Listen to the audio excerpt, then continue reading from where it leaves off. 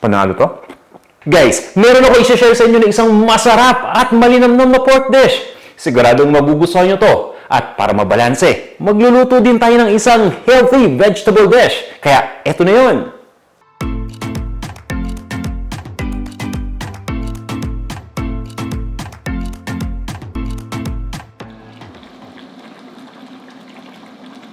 Welcome sa Panlasang Pinoy. Magluto naman tayo ng pork binagoongan. Pero hindi lang basta-basta ha.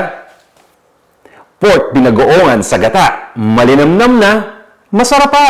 At samahan pa natin yan ng healthy na ginisang ampalaya na may itlog. Parehong masasarap na dishes at madadali lang gawin. Kaya kung handa na kayo, tara, mag-umpisa na tayo. Ito yung mga ingredients na gagamitin natin para sa ating pork binagoongan sa gata. At ito naman yung mga sangkap para sa ating ginisang ampalaya. Ano guys, ready na kayo? Tara na, sabay nyo na ako magluto.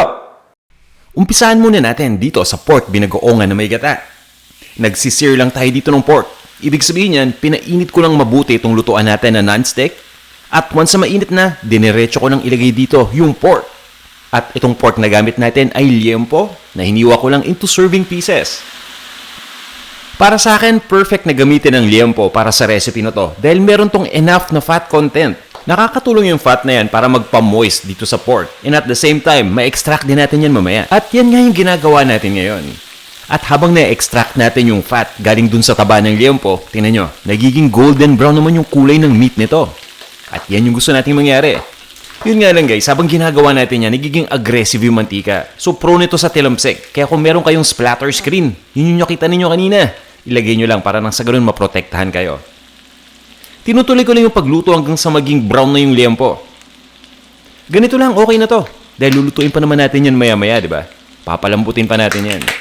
Kung hindi naman available ang liempo, pwede kayong gumamit dito ng pork shoulder o yung kasim.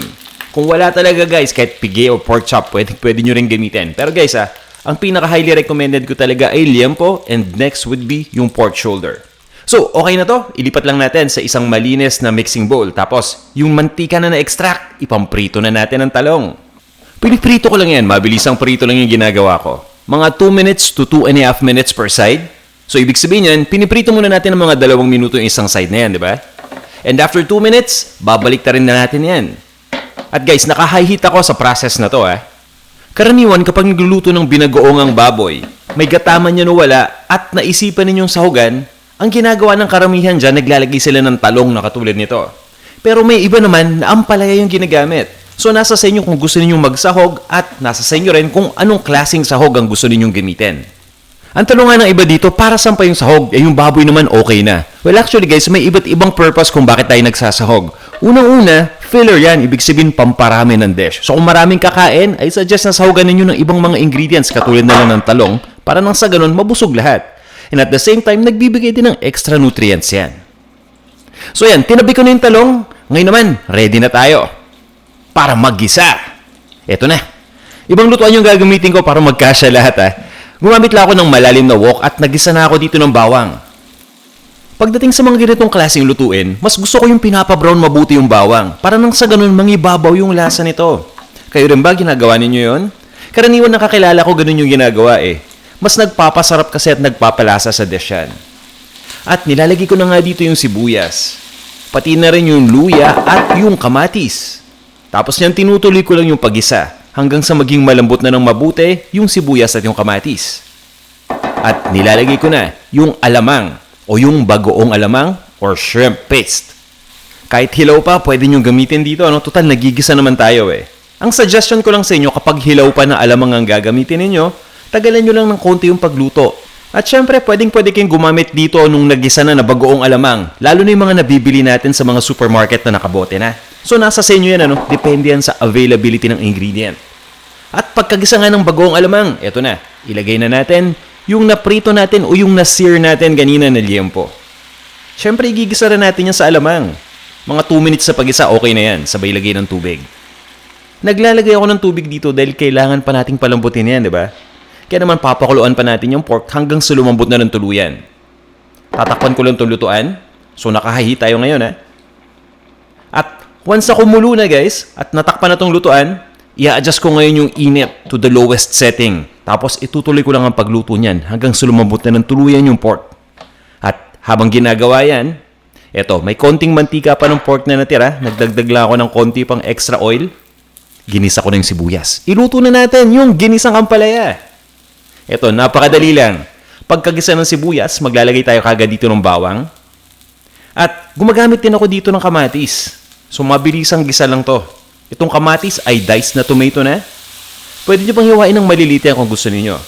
And again guys, pinaka-perfect dito yung hinog na kamatis. May mga nagtatanong, kailangan bang tanggalin yung buto ng kamatis kapag nagluluto?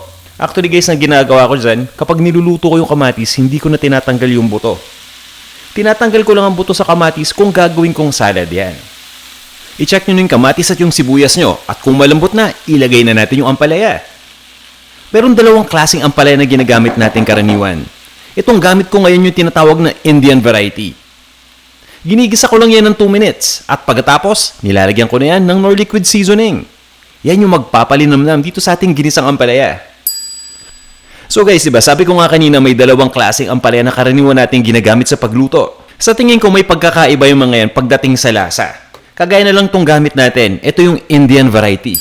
Sa tingin ko, base sa experience, mas mapait ito kaysa dun sa isang variety na kung tawagin na yung Chinese variety. Yung less rough yung labas, yun yung Chinese variety.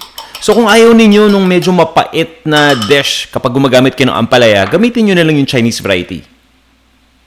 At nagbati na nga tayo dito ng egg. So itong beaten eggs natin, ilalagay na natin dito sa ampalaya. Paano nga ba nilalagay? Yung iba kasi ang ginagawa, niluluto mo ng itlog sa umpisa. So pwedeng-pwede rin yun. Ako ang ginagawa ko simple lang, pagka-beat ng eggs, nilalagay ko lang sa ibabaw ng ampalayan. Pabayaan lang natin na maluto, so ina-adjust ko muna yung heat sa medium. Tapos papabayaan ko lang yan dyan, mga 30 seconds to 1 minute. Pabayaan lang natin na mag-settle ng itlog at unti-unting maluto. So nakita nyo ibabaw, di ba? Kapag nag-form na yung ibabaw, yung sabihin, pwede na ninyong ibaliktad yan. Pagkabaliktad, ituloy lang natin ang pag-isa ng mga 1 to 2 minutes pa. At timplahan na natin to. At guys halos tapos na tayo. Ang bilis, di ba? Pagdating sa pagtimpla, naglalagay lang ako dito ng ground black pepper. Pwede kang gumamit ng ground white pepper o ng white pepper powder. At inaasinan ko lang yan. Pwede tayong gumamit ng patis dito kung gusto ninyo. Ito yung simpleng version ng pagluto ng ginisang ampalaya. So kung gusto ninyong i-level up yan, pwede kang maglagay ng hipon o kung ano pang mga sangkap na pangsahog natin. Okay na to, itatabi ko na at ililipat ko na to sa isang serving plate. At ituloy na natin ang pagluto ng ating pork binagoongan sa gata. Maglalagay na tayo dito ng ating gata at ang gamit ko nga ay Knorr ginataang gulay recipe mix. Kino-combine ko lang yan sa tubig. Hinahalo ko lang mabuti at binubuhos ko na dito sa ating lutuan. Hindi ko sure kung nasubukan na niyo magluto ng binagoongan na may gata. Pero kung hindi pa, subukan nyo tong recipe natin dahil kapag natikman nyo to, mapapangiti kayo sa sarap dahil biglang lininamnam yung inyong binagoongan. Sigurado, mas mapaparami ang kanin ninyo. Kaya dahan-dahan lang So yan, tinutuloy ko lang yung pagluto. Pinapakuluan ko lang uli yung sauce. Tapos yan, hindi ko na tinatakpan yung lutuan Pabayaan lang natin na mag-reduce yung sauce natin. Mga kalahati, okay na yun. At naglalagay din ako dito ng konting suka para lang ma-reduce yung lansa ng bagoong. Yun yung purpose niyan. Pwede kayong gumamit dito ng distilled vinegar, ng white vinegar, o ng cane vinegar. Kahit sukang paumbong, okay na okay yan, syempre. Once na kumulo na, haluin lang natin uli yung sauce. Tapos niyan, optional ingredient ang asukal. Para sa akin, mas gusto ko may konting asukal. Para makapag-balance ng lasa. Hindi naman nagpapatamis yan, kumbaga binabalance lang niya yung flavor. At tapos nga yan, nilalagay ko na yung long green pepper o yung pangsigang natin na sili. At yung fried na talong. Ito yung niluto natin kanina nung umpisa. Pagkalagay ng talong, guys, timplahan na natin kagad to. Huwag na natin lutuin ng mas matagal pa. Baka kasi madurog yan. At pagdating sa panimpla, simple lang naman ground black pepper lang nga nilalagay ko. Kung kailangan mag-asin, maglagay tayo ng asin. Dahil minsan, di ba, yung bagoong na ginagamit natin, yung alamang, marami ng asin yun So, importante, tikman muna natin. Kung kulang pa yung asin, dun pa lang natin lalagyan yon. Hahaluin ko lang to. At ayos na to, guys. Ready na. So, ngayon, kung nakikita ninyo na medyo marami pa yung sauce at gusto niyo medyo toyo, ay suggest na tanggalin lang ninyo yung laman. Yung naiwan na sauce, pabayaan ninyo. At pagkatapos niyan, lutuin lang natin hanggang sa mag-evaporate yung sauce at lumapot. Tapos, ibuhusan lang natin dun sa ibabaw ng laman once na ma-plate na natin.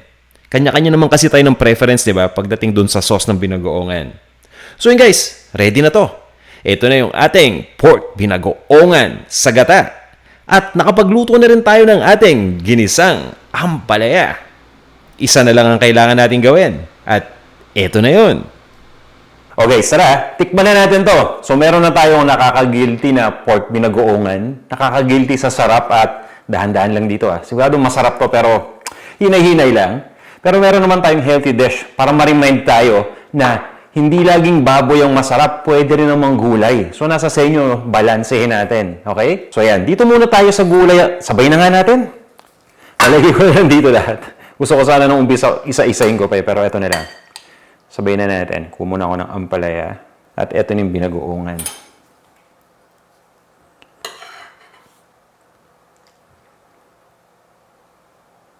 Eto na. Dito muna tayo sa ampalaya. Maganda yung lasa niya guys.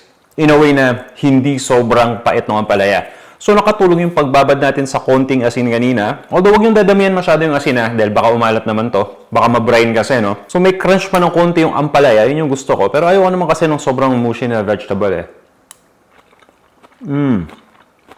Kahit itong ampalaya lang actually okay Kaso nga lang may pork binagoongan Sayang naman pag hindi natin kakainan. Kaya to, kainin na natin. Itong pork muna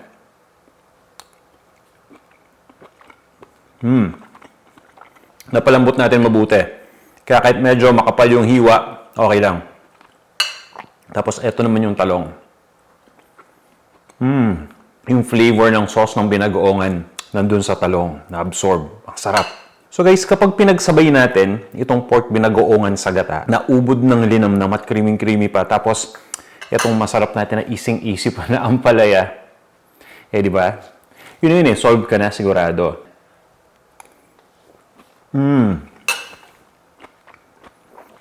Panalong-panalo. So guys, pinakita ko yung ingredient list kanina sa umpisa ng video. Kung na-miss na nyo, pakibalikan na lang. At kung naghanap kayo ng kompletong recipe, alam nyo na, bisita lang kayo sa panlasangpinoy.com. Para sa mga bago pa lang sa inyo na nanonood sa atin, yun yung website natin kung saan nakapublish lahat ng mga recipes.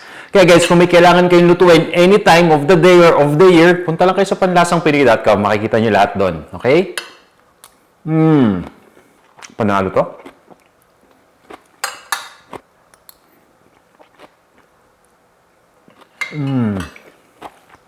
Guys, alam nyo, yung lasa ng dalawang dishes natin bumagay sa isa't isa. Kasi guys, paminsan-minsan, hindi ko sure kung sinusubukan ninyo, no? Pero ako minsan, instead na talong, ampalaya naman yung nilalagay ko sa binagoongan.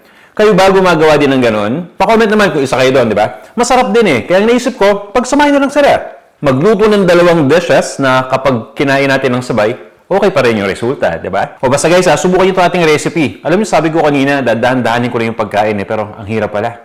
O tara guys, kain na tayo.